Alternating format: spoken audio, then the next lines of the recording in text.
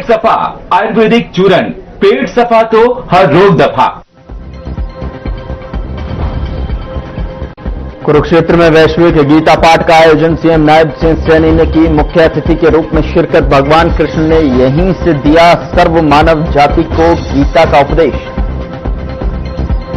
गीता के पावन श्लोकों से गूंजी धर्म नगरी। 21,000 बच्चों ने किया गीता का वैश्विक पाठ। गीता पाठ का सिर्फ धार्मिक नहीं है, वैज्ञानिक अर्थ भी है।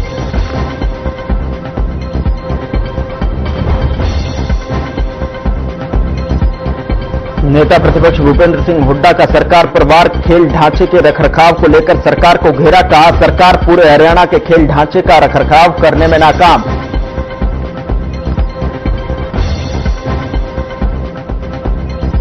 हरियाणा में 4 सीनियर आईपीएस अधिकारियों का तबादला। आईपीएस अजय सिंघल होंगे विजिलेंस और एसीबी के नए डीजी। वर्तमान डीजी को बनाया हरियाणा पुलिस हाउसिंग कॉर्पोरेशन में लगाया एमडी।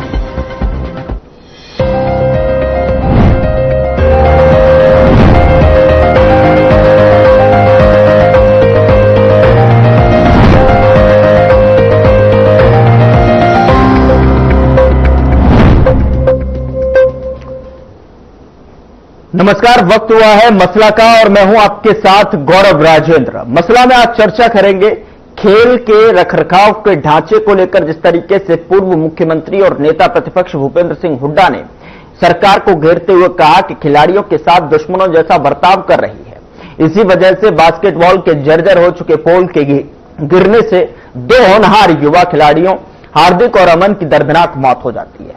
यह कोई साधारण दुर्घटना या सामान्य मृत्यु नहीं है, बल्कि सरासर सरकारी लापरवाही से हुई हत्या है। उन्होंने इसको हत्या करार दिया और साथ ही हार्दिक राष्ट्रीय स्तर पर खिलाड़ी था, उसका भविष्य बहुत उज्जवल था क्योंकि वो अभी से अमेरिका के एक क्लब से भी जुड़ चुका था। इसी तरह मात्र 15 वर्षीय अमन भी एक होनहार खिलाड़ी था। दोनों युवा खिलाड़ियों की असमय मृत्यु ने पूरे प्रदेश को स्तब्ध कर दिया है। कांग्रेस मांग करती है कि इसके मामले की निष्पक्ष उच्च स्तरीय जांच हो, दोषियों के खिलाफ कड़ी कार्रवाई हो और इस मामले में लापरवाही के लिए जिम्मेदार लोगों पर एफआईआर दर्ज करके ऐसी कार्रवाई की जानी चाहिए जिससे पूरे तंत्र को सबक मिले। साथ ही दोनों मृतक खिलाड़ियों के परिवारों को तुरंत सरकारी नौकरी दी जाए, पर्याप्त आर्थिक सहायता प्रदान की जाए। इसको लेकर जो है उन्होंने सवाल उठाए और मांग भी की है, लेकिन सवाल यहां पर उठते हैं कि आखिरकार रखरखाव में किस तरीके की खामी रही जिससे कि हरियाणा जैसे प्रदेश में जहां से खिलाड़ी सिलसिलेवार तरीके से निकलते हैं और प्रदेश का और देश का नाम ऊंचा करने की पूरी तरीके से पुरजोर कोशिश करते हैं और नाम ऊंचा भी करते हैं, और ऐसे में जो है इस तरीके से असमय मृत्यु हो जाना बड़ा सवाल और संदेह स्पष्ट करती है। आपको भूपेंद्र सिंह हुड्डा की जो उन्होंने कहा है उसको आपको सुनवा देते हैं।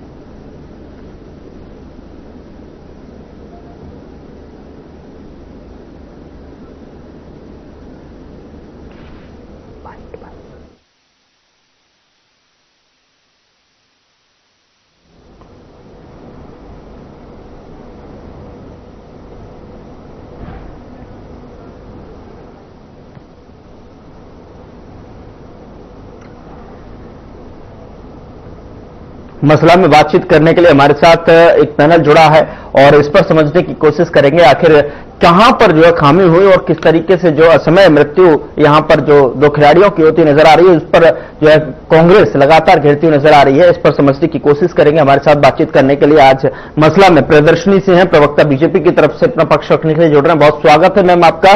प्रियांश मलिक प्रवक्ता कांग्रेस की तरफ से अपना पक्ष रखेंगे। बहुत स्वागत है प्रियांश भाई आपका भी। विशाल चौधरी राजनीतिक विश्लेषक के तौर पर हमारे साथ जुड़ रहे हैं। बहुत स्वागत है विशाल भाई जी।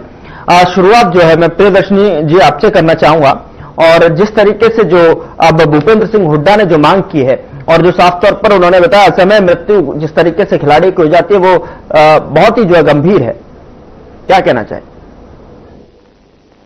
गौरव जी नमस्कार, और पैनल में बैठे हुए सभी साथियों को भी मेरा सादर प्रणाम। पहली बात तो कि जिस किस्म की दुर्घटना हुई है ये बहुत ही दर्दनाक है, दुखदाई है पूरे हरियाणा प्रदेश के लिए।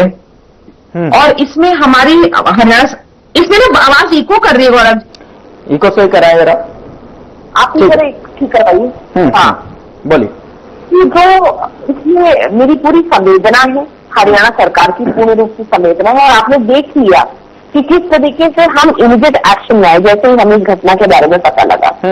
जैसे ही जिस दिन ही पता लगा, मेरे ख्याल से वो उसी दिन उसी समय शायद एक विदेश पर बैठी हुई थी, और with in half an hour के अंदर ही ट्वीट आ गया था। हाफ एन आवर भी नहीं थे, मेरे ख्याल से 20-25 मिनट में ट्वीट आ गया था गौरव जी का, जो कि खेल मंत्री है। उनका ट्वीट आ गया था कि उन्होंने खेल अधिकारियों को इमीडिएटली सस्पेंड कर दिया है। खेल अधिकारियों ने इससे पूर्ण रूप से जिला खेल अधिकारियों ने इससे पूर्ण रूप से अपनी जिम्मेदारी लेते हुए जिम्मेदारी भी ली उन्होंने, और इसके ऊपर एक समीक्षा बैठक भी बुला दी गई है, बैठा दी गई है कि इसकी जड़ तक जाना बहुत जरूरी है। क्या कारण थे कि जब सरकार की तरफ से, प्रदेश की तरफ से एक सब्सटेंशियल अमाउंट जिले के पास आ ही गए थे रख रखाव के लिए, मेंटेनेंस के लिए, तो उसके बाद भी अगर रख रखाव नहीं हो रहा है तो जिस व्यक्ति को ही दिया गया है अगर उसने नहीं किया है तो ये डेफिनेटली चिंताजनक है। और इसमें कोई लेकिन पंतु क्योंकि नहीं है, हम परिवार के साथ पूर्ण रूप से हैं। दूसरी की बात कि सबसे बड़ी बात कि मुख्यमंत्री जी ने दोनों ही परिवारों को 5-5 लाख रुपए की जो राशि है वो दी है। साथ में जो नौकरियों की आप बात कर रहे हैं, हम उससे भी चर्चा करने के लिए तैयार है और बातचीत करने के लिए तैयार है। परिवार को मेरे ख्याल से मंगलवार या बुधवार को बुलाया गया है और इस पर विशेषकर चर्चा होनी है। अब आते हैं बात पे कि अगर हुड्डा साहब इस तरीके की जब बातें करते हैं कि हरियाणा सरकार जो है खिलाड़ियों पर ध्यान नहीं दे रही, तो ये इतनी हास्यास्पद बात है कि रेगिस्तान में जैसे कहते हैं ना एक समुद्र मिल जाना, ये वैसी ही बात करते हैं वो। अब मैं आपको बताऊं, देखिए कैसे मैं ये बात बोल रही हूँ। जहां तक हमें नहीं भूल जाना चाहिए कि फोगाट बहनों में से गीता फोगाट जी को, जो कि एक बहुत इंटरनेशनल खिलाड़ी है, एक डीसीपी की नौकरी के लिए उनको जाना पड़ा था कोर्ट तक। ये हमें भूल नहीं जाना चाहिए। ये भी हमें नहीं भूल जाना चाहिए कि हरियाणा सरकार के समय में जब ओलंपिक पद का कोई पदक विजेता होता था तो पहले ये लोग 5 करोड़ रुपए देते थे। आज की डेट में हम 6 करोड़ रुपए भी देते हैं, साथ में सब्सिडी लैंड भी देते हैं, जहाँ पे खिलाड़ी अब बाकी नए युवा खिलाड़ियों को मार्गदर्शन कर सकते हैं। हमारे ही समय में राय में हरियाणा खिलाड़ी खेल परिषद यूनिवर्सिटी बनी है राय में, सोनीपत में। तो ये सब जो ऐसा नहीं है कि हम खिलाड़ियों का मान सम्मान नहीं करते। जिस किस्म से मान सम्मान और गौरव हमारे समय में बढ़ा है, आप देख सकते हैं कि 2014 के बाद से जिस तरीके से एक बहुत बड़ा एज आया है खिलाड़ी जो मेडल लेके आ रहे हैं, चाहे वो कॉमनवेल्थ गेम्स है। कॉमनवेल्थ गेम्स में भी पहले सरकारी नौकरी ये लोग नहीं देते थे इनके समय पे। आज के डेट में हम सरकारी नौकरी भी देते हैं और साथ में एक सब्सटेंशियल अमाउंट देते हैं खिलाड़ी अपने खेल को पूर्ण रूप से आगे बढ़ा सके। तो यहाँ पे इनका ये कहना, इस तरीके की बातें, ये तब कहाँ चले जाते हैं जब इनको विजेताओं को सम्मानित करना होता है। सिर्फ फोटो खिंचवाने के लिए जाते हैं। दीपेंद्र हुड्डा सिर्फ फोटो खिंचवाने के लिए जाते हैं। आपको भी मालूम है कि किस तरीके से एयरपोर्ट पर पलक पल के पहुंच गए थे फोटो खिंचवाने के लिए, फोटो सेशन के लिए। क्या किया उसके बाद इन्होंने खिलाड़ियों को तो सबसे ज्यादा राजनीतिकरण किया है। चलिए ठीक है, मैं आपके पास वापस आ रहा हूं प्रियदर्शनी जी। राजनीतिकरण खिलाड़ियों का यहाँ पर जो कांग्रेस ने किया, ये आपकी तरफ से आपने कहा कि जिस तरीके से जो सुविधाएं दी जा रही हैं, जो जिस तरीके से पदक और जो प्रदेश का नाम बढ़ाकर जो आते हैं खिलाड़ी, उनको सरकार जो है हर संभव मदद और सरकारी नौकरी का भी चलन जो है स्टार्ट किया। प्रियांश भाई, मैं आपसे समझने की कोशिश करूंगा कि जिस तरीके से भूपेंद्र सिंह हुड्डा ने जो आरोप लगाए और जो सरकार को घेरा है कि किस तरीके से जो रखरखाव का मेंटेनेंस जो फंड है, आखिर बजट है, वो कहां जाता है, किस तरीके से रखरखाव होता है, और जो परिवार है, परिवार के प्रति जो है संवेदना जताते हुए उन्होंने कहा कि उनको सरकारी नौकरी मिलनी चाहिए। लेकिन यहां पर प्रियदर्शनी जी ने स्पष्ट किया है कि जिस तरीके से एक्शन लिया गया, गौरव गौतम की तरफ से भी खेल मंत्री हैं, उन्होंने जो है सस्पेंड किया अधिकारियों को और साफ तौर पर जो परिवार को भी मिलने के लिए बुलाया, तो ऐसे में जो है सरकार उचित कदम उठाती नजर आ रही है। प्रियदर्शनी जी कह रही है। देखिए आपके मैं कहना चाहूंगा कि पहले जिस प्रकार से रेल हादसे होते थे, ये कोई भी मतलब डिपार्टमेंट में कोई भी वो होता था, उनसे रिलेटेड फेलियर होता था, तो उसके लिए मंत्री जिम्मेवार होते थे, जिम्मेवारी लगाई जाती थी और उनको अपनी जिम्मेवारी अपने पर लेना चाहिए। और सबसे पहले खेल मंत्री को नैतिकता के द्वारा इस्तीफा देना चाहिए इसमें। और दूसरी बात, आपने देखा लाखन माजरा खेल स्टेडियम के लिए, बास्केटबॉल ग्राउंड कंस्ट्रक्शन के लिए 2023 में भूपेंद्र सिंह हुड्डा सांसद निधि से 12,30,000 रुपये जारी किए गए थे। लेकिन क्यों वो इस खेल स्टेडियम के लिए काम क्यों नहीं हुआ। तो ये दिखाता है कि बीजेपी सिर्फ बातें करती है, खिलाड़ियों के प्रति इनका कोई वो नहीं है। और 11 साल पहले जो स्टेडियम कांग्रेस सरकार ने बनाए हैं, हम ये नहीं कह रहे कि बीजेपी ने स्टेडियम बनाए, लेकिन ये कम से कम उनको पैरिस मैच वो खेल उनके स्टेडियम पैरिस मैच हो रखे हैं, उनके लिए रखरखाव के लिए तो कम से कम अपनी जिम्मेदारी निभाती है। अगर जो स्टेडियम में जो फंड रिलीज हो और भी सरकार अपनी तरफ से खिलाड़ियों के लिए प्रोत्साहन तो करती, तो आज दोनों खिलाड़ी हमारे जीवित होते। जी ठीक। और एक बात देखो बात, दूसरी बात, जिस प्रकार से उनकी मौत हुई उसके बाद ये पोस्टमार्टम के लिए रिपोर्ट में अब उनको पूरी लड़की बता दिया गया, कभी उसकी उम्र 15 साल बता दी गई, कभी 25 साल बता दी गई। ये शरेआम अधिकारियों का लापरवाही है और इसके मतलब उनको ऊपर से कोई सरकार का प्रेशर नहीं है, तभी वो ऐसी हरकतें कर रहे हैं। अगर उनके ऊपर प्रेशर हो, उनके ऊपर कानूनी कार्रवाई हो, एफआईआर दर्ज हो, तभी इसके ऊपर सरकारी अधिकारी लापरवाही करने से बचेंगे। ठीक है आता हूं मैं आपके पास। विशाल भाई जी, मैं आपसे समझने की कोशिश करता हूं, जिस तरीके से आपने देखा कि ये मसला लगातार जो है तूल पकड़ता हुआ नजर आया, और तूल भी इसलिए क्योंकि यहां पर प्रदेश ने अपने 2 होनहार जो खिलाड़ी थे उनको जो है यहां पर खो दिया, और आखिरकार जो है इस तरीके की जो तस्वीरें निकल कर आई, कहीं ना कहीं एक बहुत ही जो है सवाल पैदा करती हैं, गंभीर यहां पर मुद्दा। और ऐसे में आप क्या समझते हैं, जिस तरीके से अगर पॉलिसी की बात की जाए तो हरियाणा की नई पॉलिसी साफ तौर पर कहती है कि इंफ्रास्ट्रक्चर अपग्रेडेशन का जिक्र होता है, तो जमीन पर इसका असर क्यों नहीं दिखता? आखिरकार जो पोल्स के जो है गिरने से खिलाड़ियों की असमय मृत्यु हो जाती है। देखिए गौरव जी, सबसे पहले मैं आपके चैनल में बैठकर, जिसमें हमारे पैनल में बैठे हैं भारतीय जनता पार्टी की हमारी बहन छोटी प्रियदर्शनी सिंह जी और दूसरे हमारे प्रवक्ता हैं, मैं ये कहना चाहूंगा कि हरियाणा में जो ये हादसा हुआ, इसमें अमन और जो राठी की मृत्यु हुई है, इसमें सबसे बड़ी बात तो ये होनी है कि जो हरियाणा स्टेट ऐसा स्टेट है आज हिंदुस्तान के अंदर, सबसे ज्यादा स्पोर्ट्स खिलाड़ी हमें देता है। बिल्कुल यूं कहूंगा कि हरियाणा हमारा स्पोर्ट्स का एक हाउस है, जो तमाम ओलंपिक के अंदर, एशियन गेम के अंदर, तमाम गेमों के अंदर सबसे ज्यादा अच्छा प्रदर्शन करने का काम करता है। लेकिन इसके बावजूद ये हादसा हरियाणा में होना कहीं ना कहीं सिस्टम पर एक प्रश्न चिन्ह तो लगाता ही है। मैं ये कहना चाहूंगा कि एक दिन पहले एक घटना हरियाणा के अंदर घटती है जिसमें एक बच्चे की डेथ हो जाती है, और वो पोल जर्जर था जिसपे जंग लगा हुआ था, जिसके कारण ये हादसा होता है। उसके बाद सरकार इससे एक ठोस कदम उठाना चाहिए था पूरे प्रदेश के अंदर, या तो ये एक ऑर्डर पास करना चाहिए था इस तरह का कि कोई भी पोल बास्केटबॉल से संबंधित है तो उनकी रिपेयरिंग की जाए या उनको अभी इस्तेमाल न किया जाए।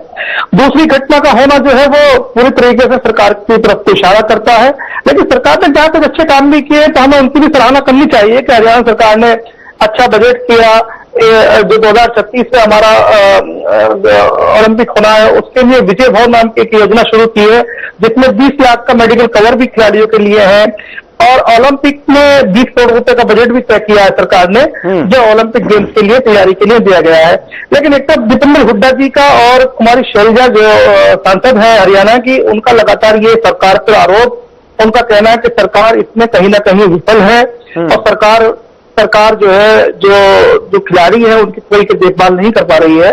हाँ, उनकी बात के अंदर थोड़ा फैक्ट तो ये मिलता है कि जितना छोटा स्टेट में खिलाड़ियों को पैदा करता है उसके हिसाब से ये घटना दुखद है, और कहीं ना कहीं मैं ये कहूंगा कि इसमें जो खिलाड़ियों की जो मृत्यु हुई है, उनकी मेहनत और उनकी निष्ठा और उनकी लगन तो उनकी कामयाबी का जश्न मनाती, लेकिन उनके हादसे ने उनकी लगन को, उनके जुनून को कमजोर करने का काम किया।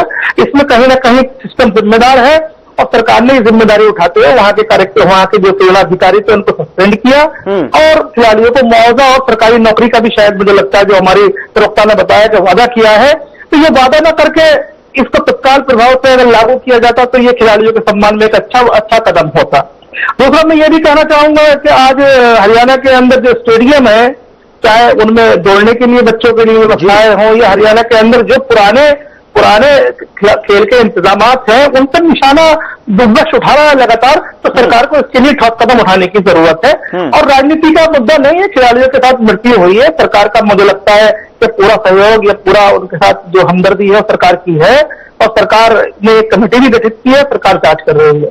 तो समय तो इसमें थोड़ा लगता है, लेकिन हमें लगता है यहाँ पर विशाल जी, लेकिन सबसे बड़ी बात यह है कि जिस तरीके से आपने भी कहा कि हरियाणा सबसे ज्यादा जो है खिलाड़ी को आगे लेकर जाता है, जहां पर जो है पूरे विश्व की नजर जो है कहीं ना कहीं हरियाणा के उस खेल प्रतिस्पर्धा पर जो है टिकी रहती है, जब मैदान पर खेल अपना हुनर को, अपने जज्बे को, अपने जुनून को दिखाता है और वो मेडल के रूप में बदलता हुआ नजर आता है। लेकिन सबसे बड़ा सवाल यहाँ पर यह है कि सबसे ज्यादा मेडल देने वाला राज्य है, और आखिरकार उन स्पोर्ट्स स्टेडियम्स की जो रखरखाव की बात आती है वो बाद में क्यों आती है? रखरखाव के जो ढांचे हैं, ट्रैक्स टूटे हुए हैं, पोल्स पर जंग लगी हुई है, आखिरकार उस पर जो है उसका जिम्मेदार कौन है? प्रशासन अगर उसके मेंटेनेंस का खर्चा सरकार की तरफ से वहन करने की बात हो रही है तो वो जो है मैदान तक क्यों नहीं पहुंच रहा है, स्पोर्ट्स तक क्यों नहीं पहुंच रहा है, खिलाड़ियों को उसकी सुविधा जो है क्यों नहीं मिल पा रही?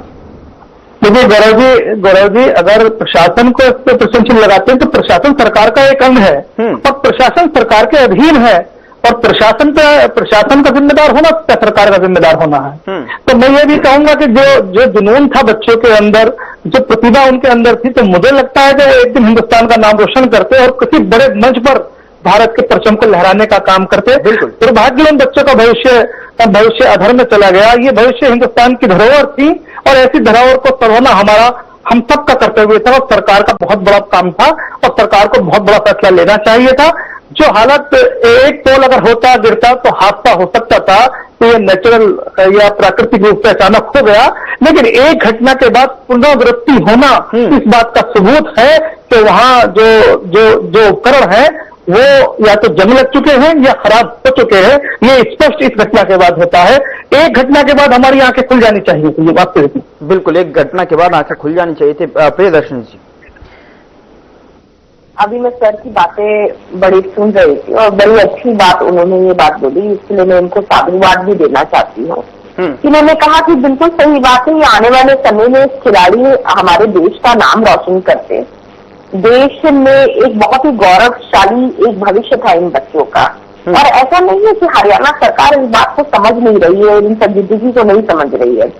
अभी हाल फिलहाल में आपने देखा होगा और आपको पता भी लगा होगा कि किस तरीके से गौरव गौतम जी ने सारे के सारे जितने भी जिला खेल निरीक्षण थे या जो अध्यक्ष थे उन सबको बुला के उनकी बैठक ली है जी, और बाकायदा उनको अब हिदायत दे दी गई है और इसकी पूरी तरीके से स्क्रूटनी और चेकिंग होगी आज के बाद कि ये किस तरीके से काम कर रहे हैं, किस तरीके से काम नहीं कर रहे। क्योंकि फंड तो देखिए अपनी तरफ से प्रदेश सरकार पूर्ण रूप से जिसको जैसा देना होता है, जिस जिले को जैसी आवश्यकता होती है हम उससे ज्यादा ही देते हैं। मैं आपको बता दूं, मैं एक और आंकड़ा छोटा सा बताना चाहती हूँ कि हमने इनाम राशि के रूप में 2023 तक का ये आंकड़ा मैं आपको बता रही हूँ, इनाम राशि के रूप में हम लोग 415 करोड़ के करीब हम लोगों ने सिर्फ पुरस्कार राशि दी है, इनाम राशि, जो कि पिछली सरकारों से 28% से ज्यादा की राशि है। आज मैं इसमें इंफॉर्मेशन रेट और बाकी सारी चीजें कैलकुलेट करके बोल रही हूँ, क्योंकि मैं खुद इकोनॉमिक्स की छात्रा हूँ तो मैं इस बात को बहुत अच्छी तरीके से समझती हूँ, क्योंकि ये कांग्रेस के प्रवक्ता हो सकता है सवाल उठाए। तो मैं ये बताने की कोशिश कर रही हूँ कि ऐसा नहीं कि हमारा चीजों पर ध्यान नहीं है, लेकिन हाँ अब मुझे लगता है कि अब एक विशेष कुछ एक सदमा है। देखिए अफसरशाही में 2 तरीके के अफसर होते हैं, मुझे लगता है कि 3 तरीके के अफसर होते हैं। एक वैसे अफसर होते हैं जिनको जो निर्देश दिया जाता है वो वैसे काम करते हैं। एक अफसर ऐसे होते हैं जो कि अपने काम से भी ज्यादा बेहतर काम करते हैं। ये मुझे लगता है हर जॉब में होता है, हर सेक्टर में होता है ऐसा। लेकिन कुछ लोग ऐसे भी होते हैं जिनमें नलायकी भरी होती है, तो उन नलायकों को निकालना और उनको ठीक करना हमें बहुत अच्छी तरीके से आता है और हम बेहतरी से करेंगे। ठीक, प्रियांश, यहाँ पर जो है सरकारी नौकरी के साथ जो है इनाम राशि में भी 28% की बढ़ोतरी की बात हो रही है यहाँ, लेकिन कांग्रेस लगातार प्रश्न चिन्ह उठाती नजर आ रही है, लगातार प्रश्न चिन्ह उठा रही है कि आखिरकार जो है रखरखाव से लेकर मेंटेनेंस से लेकर और नई जो खेल की जो पॉलिसी है उसको जो इंफ्रास्ट्रक्चर की बात की जाए, इंफ्रास्ट्रक्चर अपग्रेडेशन की बात की जाए, मैदान पर नहीं उठती है। और जो रखरखाव में सरकार नाकाम हुई है, आखिर सवाल क्यों उठ रहे हैं? क्या आपको वजह लग रही है? चूंकि आपके अगर जो दौर में देखा जाए, जो प्रियदर्शनी जी ने कहा कि सरकारी नौकरी का देने का भी काम नहीं होता था, किस तरीके से जो है खिलाड़ियों के साथ में व्यवहार, किस तरीके से जो है उन्होंने उदाहरण भी दिए। आप क्या कहना चाहेंगे? यहाँ पर सरकार जो लगातार एक्शन कर रही है, लगातार अधिकारियों को सस्पेंड करना, उसके साथ मीटिंग्स करना, खेल मंत्री गौरव गौतम जो है स्पॉट पर जाकर जो है उसका जो जायजा लेना। जिस प्रकार आपने देखा होगा हरियाणा में जब कांग्रेस की भूपेंद्र सिंह हुड्डा जी की नेतृत्व की सरकार थी, तो उसी दौरान मतलब हरियाणा के खिलाड़ियों को तो मेडल लेके आते थे, उनको इनाम राशि और सरकारी नौकरियां उसी दौरान से शुरुआत की थी। तभी हरियाणा के युवाओं का रुझान 15 में से हटकर खेलों की तरफ दोबारा हुआ। लेकिन अब जब से बीजेपी सरकार आई हुई है, उन्होंने ये आप इससे अंदाजा लगाया जिस प्रकार सबसे देश में सबसे ज्यादा मेडल जो जीत जाता है वो प्रदेश हमारा हरियाणा है। युवा सबसे ज्यादा मेडल हरियाणा के लिए जाते हैं पूरे देश में। तो दूसरी बात, खेलों की नर्सरी हरियाणा है, खिलाड़ी की नर्सरी हरियाणा है, और उसके लिए अगर अब की बार कॉमनवेल्थ गेम जो अभी आगे होंगे वो गुजरात में प्रस्तावित की। लेकिन ये बताएं, आज मैं देखा होगा कहीं भी हमारे बीजेपी की सरकार में, हरियाणा की सरकार में एक बार भी थोड़ा परमिशन किया क्या कि ये खेल हरियाणा में नहीं हो सकते थे क्या? गुजरात से कितने मेडल आते हैं जीतती, लेकिन हरियाणा में 80%, 70% हरियाणा के मेडल निकल के आते हैं। लेकिन यहाँ मुख्यमंत्री ने किसी भी मंत्री ने एक बार भी मतलब हाईकमान पे, बीजेपी केंद्र की सरकार पे ये कोशिश नहीं की कि ये क्यों हरियाणा में क्यों नहीं ले सकते थे। तो सवाल नाकाफी है या सवाल काफी यहाँ पर दिखाई दे रहे सवाल ही होंगे, या फिर जरूरत के हिसाब से अगर देखा जाए, जिस तरीके से उन्होंने कहा कि सरकारी नौकरी की भी बात यहाँ पर परिवार जो डिमांड करेगा, परिवार से मुलाकात का भी जो है शेड्यूल यहाँ पर किया जा रहा है कि कब परिवार से मुलाकात होगी और किस तरीके से। हालांकि जो इनाम की जो मतलब अगर बात की जाए, इनाम में भी खिलाड़ियों का उत्साहवर्धन होता है। ठीक है, मैं आता हूँ आपके पास जो है लौटकर जो है विकास भाई जी, विशाल भाई जी, जरा ये समझाएं जरा मुझे कि जिस तरीके से अगर बात की जाए अपग्रेडेशन की और अगर रखरखाव की बात की जाए, क्योंकि करोड़ों के स्टेडियम है और लगातार जो है करोड़ों रुपए उसके जो है इंफ्रास्ट्रक्चर पर फूकते हैं, तो ऐसे में टूटे फूटे क्यों पड़े रहते हैं? सरकार मतलब कहां पर जो है चूक होती है? अधिकारी तक जो पैसा पहुंचता है, लेकिन क्या जो है खिलाड़ियों के लिए वहां पर सुविधाओं का होना और जिस तरीके से जो घटनाएं बड़ी सामने निकल कर आना अपने आप में प्रश्न चिन्ह खड़ा करती है। कौन सी छोटी बहन प्रियदर्शनी सिंह ने जो है एक बात कही कि सरकार ने जो है बजट भी दिया है, सरकार ने जो है ओलंपिक के लिए भी कुछ व्यवस्थाएं की है कि 100 रुपया ओलंपिक, मैंने पहले भी बता चुका हूँ। और सरकार ने इस बार 2025-26 के बजट में 13.7% की बढ़ोतरी भी की है। और सरकार की मंशा लगातार यह है। लेकिन छोटी बहन ने एक बात कही कि जिन अधिकारियों को खराब स्थिति थी, जिन अधिकारियों ने अब तक ये किया, उनके साथ समीक्षा की जाएगी, उनके साथ कार्रवाई की जाएगी। लेकिन सरकार को पहले ही ऐसे कर्मचारी अधिकारियों को चिन्हित कर लेना चाहिए था। सरकार के ये इंतजार में बैठी थी कि तो घटना घटेगी तो कर्मचारी अधिकारियों को सस्पेंड किया जाएगा। तो ये जहां तक वो ये है कि अधिकारी कर्मचारी गलत थे, उनको इतने दिन तक क्यों काम करने दिया। और सरकार जब इतना बड़ा बजट दे रही है खेलों के लिए, तो कहीं ना कहीं लापरवाही अगर अधिकारी कर रहे हैं तो सरकार को पहले से भी चौकस होना चाहिए था। और दूसरा मैं ये कहूंगा, जो आज स्टेडियम की इनकी हालत है, तो कहीं हरियाणा का बजट कमजोर तो नहीं है। मैं ये नहीं सरकार पर प्रश्न चिन्ह लगाऊंगा कि वहां का बजट कम है या वहां की सरकार और बड़ी लापरवाही। ठीक है, बिल्कुल बिल्कुल। क्या और भी जो है जरूरत है जो बढ़ाने की, बजट पर ध्यान देने की, स्टेडियम्स पर ध्यान देने की, खिलाड़ियों की सुविधाओं पर ध्यान देने की? प्रियदर्शन जी, एक छोटा सा कॉमेंट में आपसे लेना चाहूंगा फाइनल। प्रियदर्शन जी, जी आवाज आ रही है? जी जी आवाज आ रही है। एक कमेंट में आपसे फाइनल कमेंट चाहूंगा कि क्या आवश्यकता है कि और ज्यादा गहनता के साथ में इस पर नजर रखी जाए, समीक्षा किया जाए, लगातार जो है स्टेडियमों के रखरखाव में और तरीके से जो है प्रबल एक पॉलिसी के साथ में काम किया जाए? देखिए गौरव जी, समीक्षा तो डेफिनेटली होनी चाहिए। और हम ये भी नहीं बोल रहे, मैं बिल्कुल उस किस्म की प्रवक्ता, आप भी जानते हैं गौरव जी, हम लोगों ने मेरे ख्याल से कम 100 से ज्यादा डिबेट एक दूसरे के साथ, ठीक है जी। मुझे नहीं, आपको भी मालूम है मैं उस किस्म की प्रवक्ता नहीं हूँ कि अगर मेरी पार्टी कहीं भी अगर होगा कहीं बैकफुट में होती है तो मैं भी उसी तरीके से बैकफुट में ही होती हूँ। मैं अननेसेसरी उसका बचाव करने की कोशिश नहीं करती हूँ, ठीक है। यहाँ पे हम मानते हैं कि हमसे कुछ गलतियां हुई हैं और ये बहुत ठीक। संगीन गलती हुई है, हम्म। ठीक है। लेकिन अब आप ये सोचिए कि हम जो गलती हुई है हम उसको जितना भी रेक्टिफाई करें, भाई किसी का बच्चा तो नहीं राख सकते हैं।